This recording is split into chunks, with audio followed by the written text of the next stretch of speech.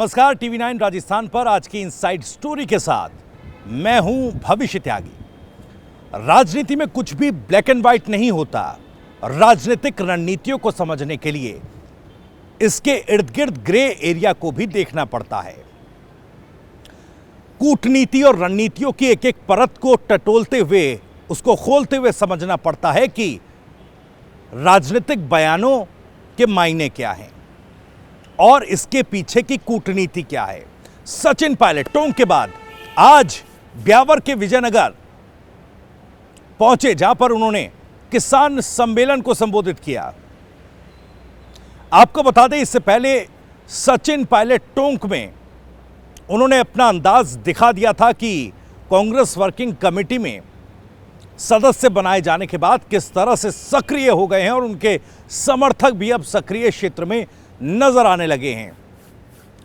आज अपनी पुरानी दोस्ती निभाने के लिए और ऐसा लगा कि वफादारों को, अपने समर्थक नेताओं को पुनर्जागृत करने के लिए सचिन पायलट पुरजोर कोशिश कर रहे हैं। पुनर्जागृत क्यों, ये मैं क्यों कह रहा हूं? देखिए, टोंक से तो चुनाव सचिन पायलट ने पिछली बार लड़ा ही था और यहां से सचिन पायलट आज जिस विधानसभा में पहुंचे, वहां पर उनके खास कहे जाते हैं वहां के विधायक राकेश पारिक। सचिन पायलट के संबोधन से ठीक पहले, और आपको बता दें राकेश पारिक के बारे में, राकेश पारिक को सचिन पायलट का हनुमान भी कहा जाता है। जब जब सचिन पायलट को जरूरत पड़ी या कोई दिक्कत में, किसी परेशानी में वो आए, तो ऐसा कहा जाता है कि इन परेशानियों से निकालने के लिए और अपना समर्थन देने के लिए और पायलट के हाथ मजबूत करने के लिए राकेश पारिक हनुमान की तरह हर परिस्थितियों में उनके साथ डटे रहे। लेकिन सचिन पायलट के आज संबोधन से पहले इस हनुमान ने सीना चीर कर दिखा दिया अपनी वफादारी। राकेश पारिक ने सचिन पायलट के संबोधन से पहले जब वो संबोधित कर रहे थे तो इस बात का जिक्र किया कि पायलट साहब, आप हमें लेकर आए थे और हमने आपकी नाक नहीं कटने दी। अब पार्टी किसी को भी टिकट देगी, आप कहेंगे उसे भी यहां से जिताकर दिखा देंगे। मैं तो सेवक के रूप में आया था, कोई मन में घमंड गुमान नहीं। पायलट साहब, आपने मेरी गारंटी ली थी, कोई ऐसा काम नहीं कर बैठूं जिससे आपके ऊपर लोग उंगली उठाए कि पायलट साहब ये कैसे बदमाश आदमी को यहाँ लिया है। आदरणीय पायलट साहब, मैं कांग्रेस का बरसों से सिपाही था। आपने मुझे ये जो मौका दिया है, इस जनता के आशीर्वाद से इस इलाके में जिसको भी कांग्रेस पार्टी टिकट देगी, लेकिन मेरा विश्वास है कि यहाँ पर कांग्रेस पार्टी विजय होगी।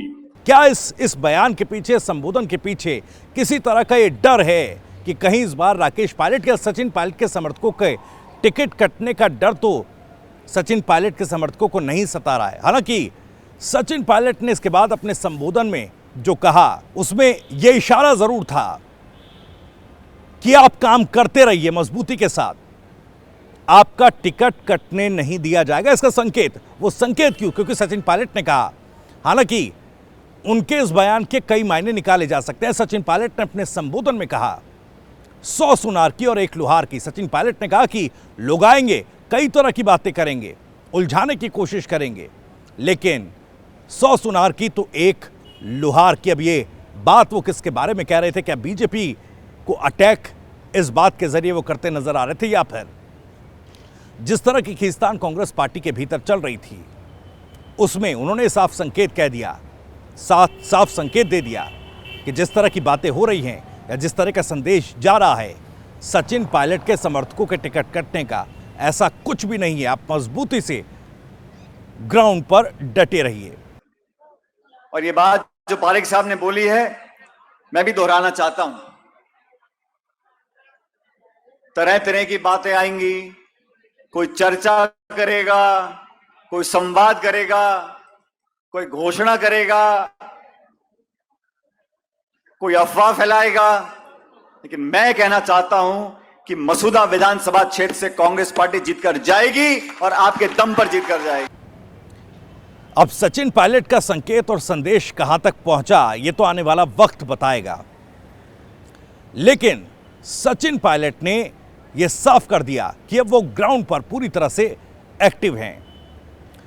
दूसरी तरफ कांग्रेस संगठन की जब हम बात करते हैं, सचिन पायलट की जब बात करते हैं, तो जाहिर तौर पर देखिए संगठन का मतलब ही होता है संगठित रहना। अब सचिन पायलट को लेकर जो खींचतान चली वो खत्म होती तो दिखाई दे रही है, लेकिन आज जो सचिन पायलट के कार्यक्रम में जिस तरह का संबोधन हुआ, चाहे स्थानीय विधायक का हो या फिर सचिन पायलट का, उसका जो निचोड़ है वो आपको समझाने की कोशिश की। लेकिन क्या वाकई कांग्रेस पार्टी संगठित है? अजमेर में देखिए कांग्रेस पार्टी आने वाले चुनावों के लिए फॉर्म भरवा रही है, दावेदारों से आवेदन मांग रही है और 3 दिनों तक ये कार्यक्रम चला। ब्लॉक स्तर पर ब्लॉक अध्यक्ष के नेतृत्व में ब्लॉक स्तर पर फॉर्म भरवाए गए। एक ब्लॉक में, माफ कीजिएगा, एक विधानसभा में 2 ब्लॉक और 200 विधानसभाओं में 400 ब्लॉक, यहां पर फॉर्म भरवाए गए और यहां से कुल मिलाकर 1500 फॉर्म जो हैं वो पार्टी को मिले हैं। अब ऐसे में देखिए दावेदारों की एक लंबी फहरिस्त है जो टिकट की मांग कर रहे हैं। अब किसको टिकट मिलेगा ये तो आने वाले समय में कांग्रेस पार्टी फाइनलाइज करेगी, लेकिन इसको लेकर ब्लॉक स्तर पर ये कार्यक्रम चल रहे थे। अजमेर में कांग्रेस के ही नेताओं के 2 गुट आपस में भिड़ गए, मारपीट भी हुई, वो रिपोर्ट भी हमने आपको दिखाई। टिकटों को लेकर जो ये कशमकश और खींचतान पार्टी में चल रही है, उधर सवाई माधोपुर के खंडार कस्बे में, खंडार विधानसभा से जो विधायक हैं अशोक बैरवा, उनके पिता डालचंद बैरवा कह रहे हैं कि मेरे बेटे को टिकट ना दिया जाए, उसको लेकर भी लामबंदी चल रही है। अब ऐसे में कांग्रेस पार्टी के संगठन या उसकी संगठनात्मक शक्ति को लेकर सवाल उठ रहे हैं कि वाकई क्या पार्टी एकजुट है? एकजुट होने के संकेत तो दिए जा रहे हैं, लेकिन वाकई क्या पार्टी एकजुट है? हालांकि कांग्रेस पार्टी रणनीतिक तौर पर बड़ी बारीक रणनीति पर काम कर रही है। 2013 में, साल 2013 के चुनावों में जिस वजह से कांग्रेस पार्टी को सत्ता से बाहर का रास्ता देखना पड़ा, उस वजह पर भी बारीकी से काम कर रही है। हालांकि बीजेपी माइक्रो मैनेजमेंट में माहिर मानी जाती है चुनावों को लेकर, लेकिन 59 ऐसी सीटें हैं राजस्थान में जिस पर माइक्रो प्लानिंग कांग्रेस पार्टी कर रही है। ये 59 सीटें कौन सी है? ये 59 सीटें हैं SC ST के लिए, जो रिजर्व सीटें हैं, इस वर्ग के लिए जो रिजर्व सीटें हैं, क्योंकि यही वो वर्ग है जिस पर होल्ड कांग्रेस पार्टी ने 2013 में खो दिया था और उन्हें सत्ता से बाहर होना पड़ा था। अब इन सीटों को साधने के लिए, इस वर्ग को साधने के लिए हर एक विधानसभा में 3 स्तरीय टीमें बनाई जा रही हैं। बूथ स्तर पर, ब्लॉक स्तर पर और असेंबली स्तर पर 3-3 टीमें मॉनिटरिंग करेंगी कि क्या उन विधानसभा क्षेत्रों में नेता जो हैं वो एक्टिव हैं कि नहीं है, या समन्वय ठीक तरह से है कि नहीं है।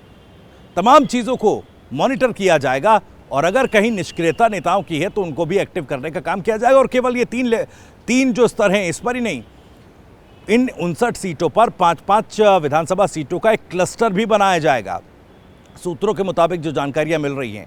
और इस क्लस्टर पर भी कोऑर्डिनेटर्स जो हैं वो रखे जाएंगे जो ऊपर से भी तमाम चीज़ों को मॉनिटर करते नजर आएंगे। तो खास फोकस SC ST की इन 59 रिजर्व सीटों पर है।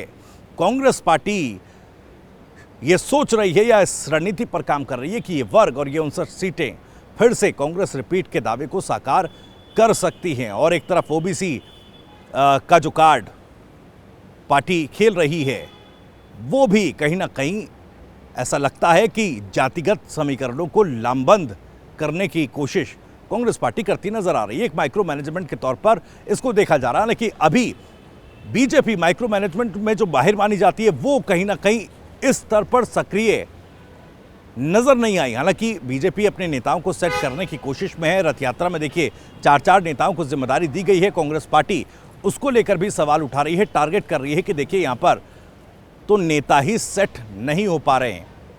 तो ऐसे में क्या माइक्रो मैनेजमेंट या माइक्रो प्लानिंग में कांग्रेस बीजेपी को 2 कदम पीछे छोड़ चुकी है और इसका फायदा क्या कांग्रेस पार्टी को आने वाले चुनावों में मिलेगा? लेकिन ये इस पर भी निर्भर करेगा कि कांग्रेस पार्टी एकजुट नजर आती है क्या, और नजर आना नहीं है, कांग्रेस पार्टी को चुनाव में एकजुट होना भी है, तभी कहीं ना कहीं सत्ता रिपीट का जो दावा किया जा रहा है वो साकार हो सकता है। ना कि बीजेपी की तरफ से किस तरह की रणनीति आगे होगी, हर एक राजनीतिक घटनाक्रम को आगे आपको बताएंगे। लेकिन फिलहाल आज इनसाइड स्टोरी में इतना ही। अगर आपको ये वीडियो पसंद आया तो वीडियो को लाइक करें, ज़्यादा से ज़्यादा इस वीडियो को शेयर करें और सचिन पायलट के संबोधन को लेकर, उनके तेवर को लेकर, जिस तरह के मैसेज वो दे रहे हैं, उनको लेकर आप भी कुछ कहना चाहते हैं तो कमेंट बॉक्स आपके लिए खुला है। और राजस्थान से जुड़ी और भी तमाम खबरों को जानने के लिए सब्सक्राइब जरूर कर लीजिए। TV9 राजस्थान। नमस्कार।